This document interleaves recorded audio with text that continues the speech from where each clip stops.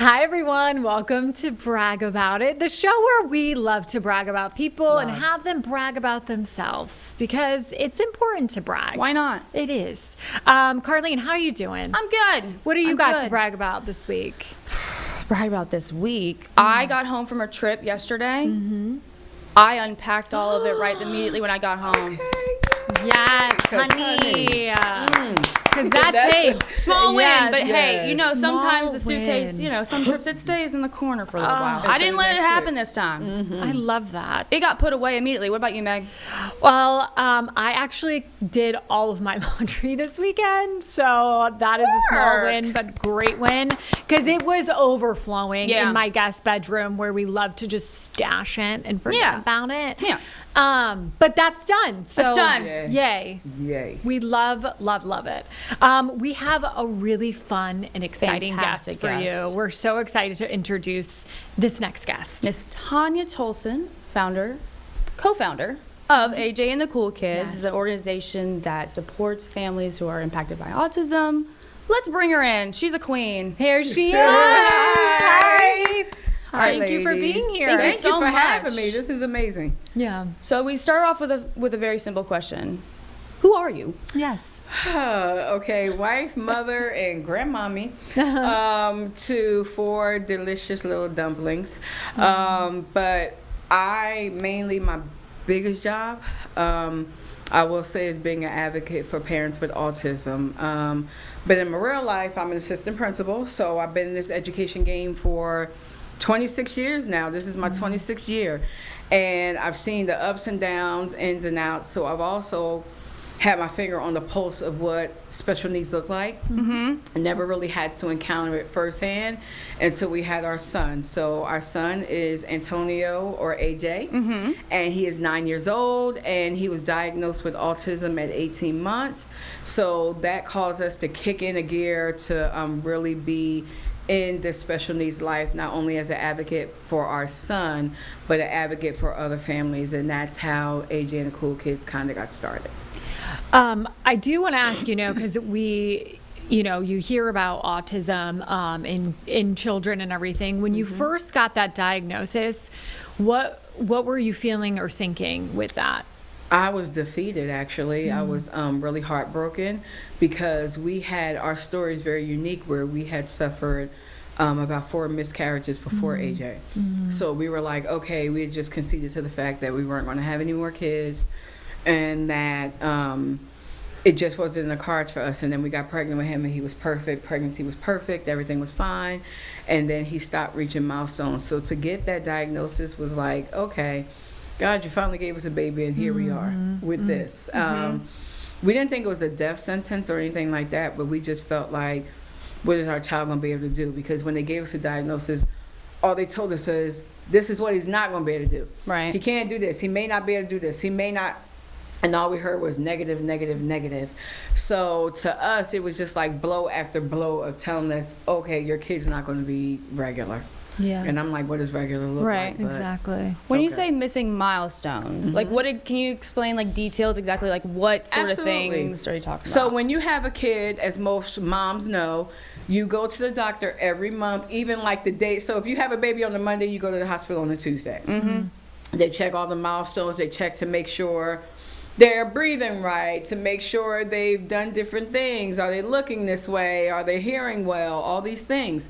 So he was doing all the things that the ABSCAR score says he was supposed to be doing until 12 months. Yeah. And when I say they dead stop, it dead stopped. So he was up until that 12-month checkup, and I went to fill out that I think it's ASQ form. That's what it's called, the ASQ3. And they say, is he walking? Is he making eye contact? Is he speaking? And then I start missing check boxes, and I'm like, he's not doing that. He's not doing this. I don't remember that with my first kid. Okay. Because back then, early 90s, 96, they didn't have that chart. Yeah. It was just like, she walking and talking, great, we're good. Come to 2017, when I had him, that was a check mark. He was walking. He did walk at 10 months. But all of a sudden, he stopped babbling. And when I took him to daycare, I'm like, wait a minute, kids are saying mom at 1? Dang, I didn't remember that. Okay, wasn't saying anything, silent. Okay, so I told the doctor, I said, hey, I think that something might be wrong. Right. And he's not catching the ball. He's not doing pretend play. He's not doing any of this. It stopped. And he was like, oh, he's just a boy. It's fine. He's going to do it. The boys are slower than girls. I didn't take that for an answer. I was like, no, this is not happening. I'm a teacher. Y'all tried this crap. No, I'm sorry.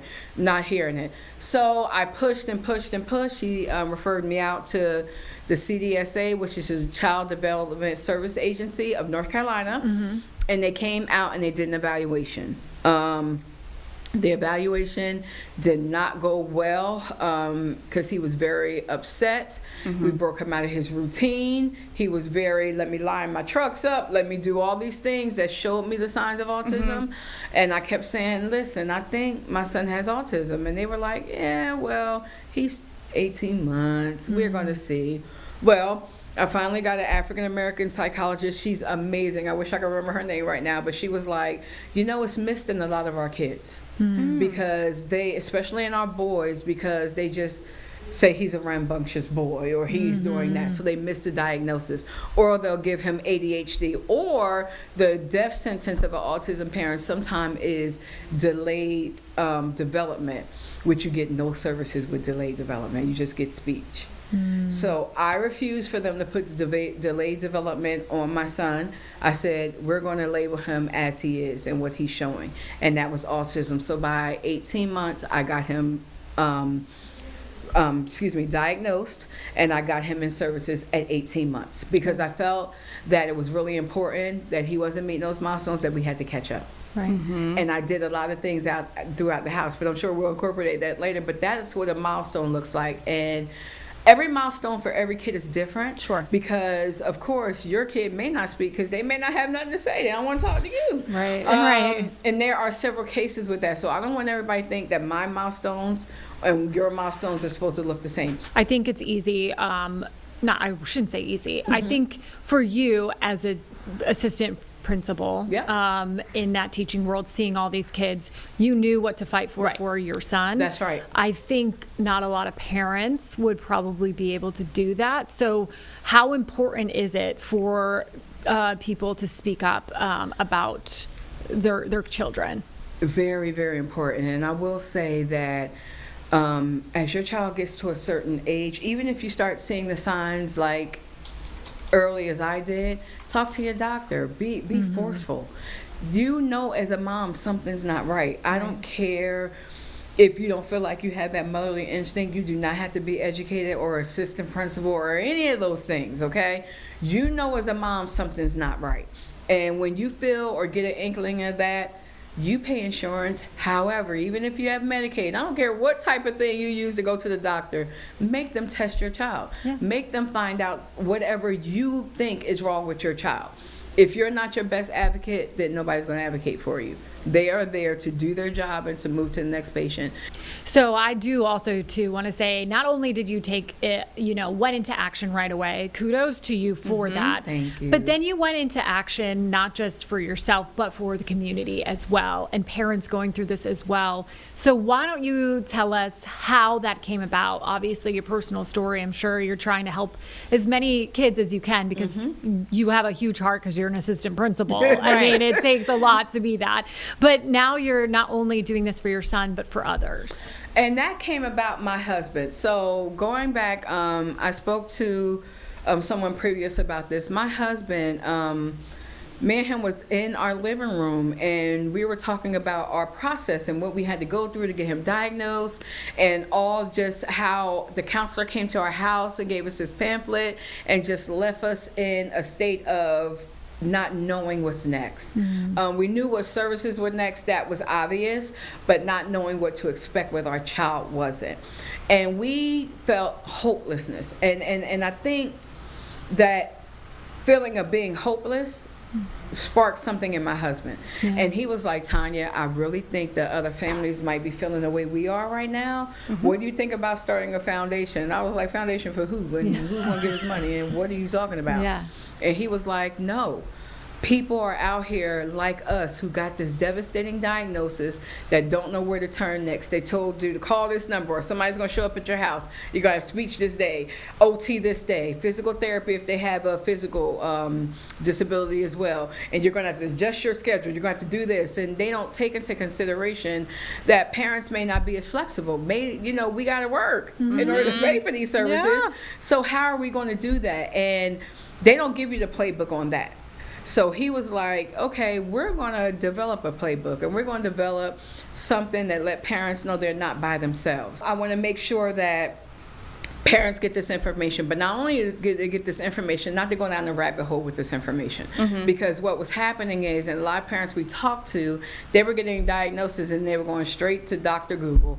And it was like, oh God, now my child has this. So we take those extra measures to get in touch with parents, to have parents reach out to us to say what's next and where do I go from here? What do I choose? What speech services do I choose? What ABA clinic is good? There are hundreds of ABA clinics. So you kind of want to see which one is right for you. And at AJ and the Cool Kids, my husband was like, listen, we're going to put this in a nice little pretty box for them. And we're going to talk to a different provider, get them diagnosed, see what they can do, and then we'll release the families, I won't say into the wild, but release them out. And if they need to come back and say, okay, this one didn't work, we'll be here for that as well.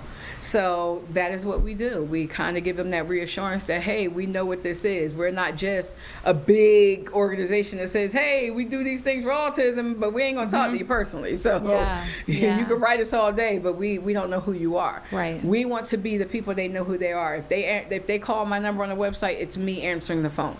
I don't want anybody to ever think that we're going to get too big, that I'm not still going to talk to a mom who's crying her eyes out because she got a diagnosis about autism, or who a dad who thought his child was going to be outside throwing a baseball with him and the child can't even tell him what he wants. I mean, that's a devastating blow.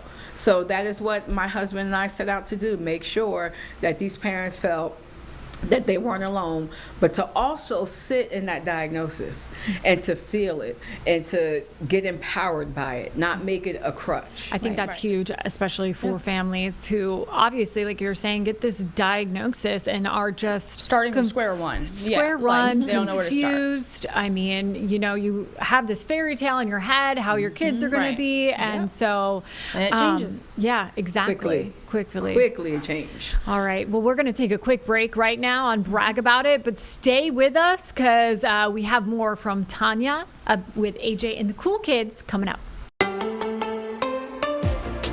Welcome back to Bragg About It. We're here with the lovely, the beautiful Miss Tanya Tolson with AJ and the Cool Kids. So I wanted to ask, because obviously this is a huge undertaking to help even one family, but how many families have you helped? Right now, personally touched my hands on in a couple different areas, at least 20 to 30 families. Just reaching out to them reaching out to me, even if it's just a question, saying, hey, how does this go? What does this look like? I'm about to go into my IEP meeting. Can you sit in and tell me what's happening here? So right now, over the course since we've started doing those resources, about 20 to 30 families in our span right now. As far as touching families, engaging with them out in the public, I'd say we're up in the hundreds now. Just really talking to them, letting them know who we are, even if they don't decide to use our service, making sure we're present at those fairs, at those autism inclusion bashes, or just any community neighborhood thing that people don't expect to see us at. We participated in the Juneteenth, like a fair, maybe last year and this year, and people were out there for Juneteenth celebrations, and then they saw us and was like, hey, what do y'all do? And it makes a difference because they don't see that out there. Usually they're seeing, those big companies giving out, first aid kits and things, but they never see an actual real person giving resources about autism. So I meet a lot of families on a consistent basis, and I do have a lot of families that reach out to me through email or sending a submission form through my website. That's where I get most of my submissions from, saying, hey, can you help with this, or what does this look like, or my child's starting school here, do you have suggestions? So those are things that we have done, but personally touching families, about 20. Wow. About 20 so far. So you work with your husband, who you love. Who I love. And like. What's that like? Because I know not all couples can work together. Like, let's face the music here. You're right. You're right. It's amazing because one thing he does is stays out the way.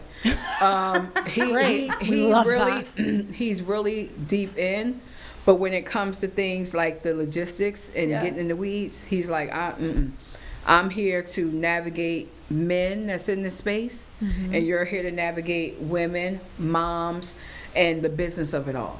So we come together in a perfect way. There are some things that are like, okay, I'm going to stand firm here, I'm going to stand firm here, but where can we come in the middle to make both of this work for both of us? And that's what we've been doing. Like, we make sure that we come in the middle and say, okay, this looked good for this family, but remember that didn't work last time. Let's try it this way, and let's see how we compromise. So it's actually great. It's great because he's very open and he takes my expertise seriously. Yin and yang. Me being in we being in the school system, he's like, okay, you do know about this more than I do. Sure. Now, when it comes to fatherhood and perspective, I back off. Yeah. I don't know what it means to be a father. True.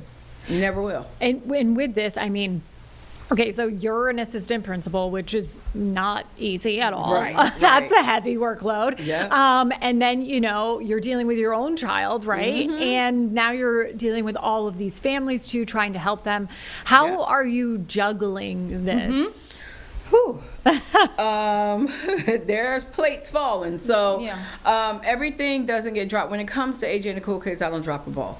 I try to stay on top of everything with that. I try to stay on top of everything with my job. What's great about both of those is I have time. When you're a teacher or assistant principal, your life is done at 3. Yeah. It's done. Yeah. You still deal with some things after school that you might have to deal with, but for the most part, your job turns into mommy after that. And so I go on to mommy things, and thank God he goes to a wonderful place called Young Explorers. That's a cute little plug. But they're Young Explorers at Richmond Center, and they are great aftercare. And they give me that time between when he leaves there until 5:30 for me to get anything I can get done. So that may be meeting with a parent outside. That may be catching up on some emails that I couldn't catch up on during the day. And then once I pick AJ up, I'm straight mommy mode, straight wife mode. You don't turn it off. Yeah. And I don't turn AJ and the Cool Kids off, but I do stop at their certain time. Yeah. And you kind of have to find that life-work balance. I haven't found it completely, but I'm 70% there. That's good. Of making sure I turn off my brain, because sometimes we as women don't turn off our brains. Never. And we don't go to sleep. And we have to make sure that we turn our brains off and make sure that sometimes we disconnect. So I will say the one thing that me and my husband do after the gala, after our big fundraiser, we shut down till September. Because we just have to, that whole programming year, we're just like, all right, we're always on go. Right. April's the walk. Yeah. August is the gala. What are we doing? We're doing festivals here, festivals there. Can you come? Can you speak at this? Can you do that? So we shut down for the whole month of August, come back in September, and we start with another organization, and we do their fair in September. So there's just a couple things that we try to do every year, and we keep it consistent. But I've learned to say no now. That was hard for me. Yeah, no, I used to not say no all the time. I'm like, I'd be there. I can come to every birthday party. I can do these things. And no, I can't. Well, and to help others, you have to help yourself first, right? And be good to go. Right. I do want to say too, you've helped so many different families. Is there one family that sticks out in your mind that you are just like, wow? Yeah. I will say there is a family, and she's not even going to know I'm going to mention her, but she's probably going to kill me. But her Instagram name is Queen Lonely. Lonely, let me pronounce it correctly. Her and her husband, you've probably seen them. They even probably been around this area and on the show. I don't necessarily know if it was this show or WCNC affiliate, but they made the shirts called To Charlotte with Love. They own that brand. And I honored them my second, is that the second gala? Yes, the second gala that we had. And their child is thriving. And when I say thriving, Kingston is using an AAC device. He transitioned to school so seamlessly. He is doing amazing. And when I first met them, they literally got the diagnosis in June, and we honored them in August. Wow. So they didn't even get a chance to process what was going on with their perfectly beautiful little boy, and Kingston's beautiful. But they didn't even get a chance to say, oh my God, our child has autism. Yeah. It was like, oh, he has autism, but this organization wants to honor us. What do you mean? So I wanted to get a couple like that didn't know what this looked like, and didn't really get a chance to process or feel, but just surround them with a community that was going to help them. Yeah. And that is what we did. That is the one family that stood out in my mind that I follow to this day. I look at Kingston's milestones, see how he's doing. His AAC device is amazing. He's an amazing little artist. He's doing so well because everything, what people don't realize about autism children, it's trapped in their minds. Right. They're doing everything that we're doing. Yeah. They just can't get it out sometimes. Right. And that is unique to some cases. Some autistic children are thriving and talking and telling you where to go. But a lot of them are just little geniuses, but it's all in their minds. Yeah. So it's just a matter of teaching the parent how to parent their child in that way, and not necessarily changing their values, morals, or anything, but just teaching them how to look at it differently. Not bad, but different. I kind of want to talk about autism more of the big picture perspective. Now, I think one of the first times I really learned about autism, like the conversation's getting better, sure, but one of the first times I learned was through an episode of Scrubs, which I feel like is a lot of people's touchstone, is learning things through TV and movies and books. Is there any show or media or anything that does it right, that does like an accurate portrayal? Oh, this is bad, but Love on the Spectrum. I was gonna I was literally gonna say that. I don't want to say like Love, you know, with like a reality show, but Love on the Spectrum got it right, because most people, your generation saying Scrubs, my generation was Rain Man. Right. Oh yeah. Okay, so and there's another show. I don't think a lot of people watched it, but oh my God, I can't remember her name because I'm talking about her right now, but she's this big star. Oh my goodness, but she had a show called Nails or Claws. It was called Claws. Yeah. And her brother was autistic on there. And I forget Niecy Nash. Niecy Nash show. Yeah. Claws, and it's on FX, so everybody want to watch it. It's very good. Yes. But her brother was autistic, and he was more on the highly function side, right? But he got it right. Harold Perrineau, I believe his name is the actor, got it right, because he showed that they had their own mind, and he was able to have a girlfriend, tell his sister, I'm not doing that, but still have his quirks and still have things that you could see him. And I love the fact that they allow him to STEM on that show, because that is a big part of autistic life for students and kids. They STEM, and their STEMs can look different. My son's STEM is he repeats people, and he repeats a lot of shows, and he does things. Now his STEM on that show was when he was making a decision, and if you watch the show, he would do this first, and he would STEM, or he would do you know, something that regulated him. And that's all a STEMing is. It's the regulation. That's how they regulate themselves. And my son will just start repeating you or do whatever, but that show got it right. Rain Man, that's what everybody thinks it looks like. He's good at math, but he can't do anything else, or you know, but that's so not the thing. Love on the Spectrum shows what they look like. You're a big fan. Yes. I follow a lot of them on social media. I think it's a great portrayal of what life is like. And it also shows, you know, like, I'm sure, you know, when you get this diagnosis, you're like, oh my gosh, my kid, what are they going to be able to do, all this stuff? But it just shows that they're capable and they're doing it, and you know, great personalities. Like, you know what I'm saying? And I met Tanner in person. Okay. And Tanner came to an Autism Strong conference here in Charlotte, and it was amazing. Yeah. It was amazing how he talked to my son. My son had a character shirt on that Tanner really liked too, and he was like, oh my God, we like the same character. Yeah. And it was just like, it was so exciting for Tanner to see somebody else that was like him. And once you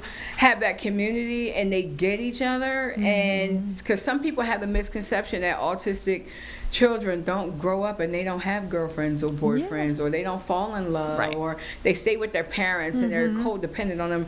That is not true. Right. They're out here independent, they're thriving, they're doing well, and you have to showcase that. So I love that Love on the Spectrum is like, they have a girlfriend. Yeah. And if they don't like her, they don't like her. Exactly. Okay. Exactly. Like, what are you thinking they're thinking about? It's the same thing. Same thing. Sure. Same feelings and emotions. So that is another show that I'm talking about spot on. Yeah. Spot on. Love that my show. son really just thought he had a girlfriend like this year. And I was like, boy, you are in 3rd grade. Yeah, like chill. We'll get there, honey. And he was buying her stuff from the bookstore. So that is what's funny. Like he was getting her Lori Rachel and That's stuff. so cute. But it's the same. And you have to realize, wouldn't your regular 3rd-year-old have a little first crush? Of course. Yeah. So did my little 3rd grader. Yeah. Right. So don't think that that's not happening because he still likes SpongeBob. Like, Yeah. Of course. I love SpongeBob. Exactly. okay, so I know, happens. So that is some of the shows that really got us spot on. Awesome. All right. Well, we're going to take a quick break right here on Bragg About It. And coming up, we're going to hear Tanya brag about it. So very exciting. We'll be right back.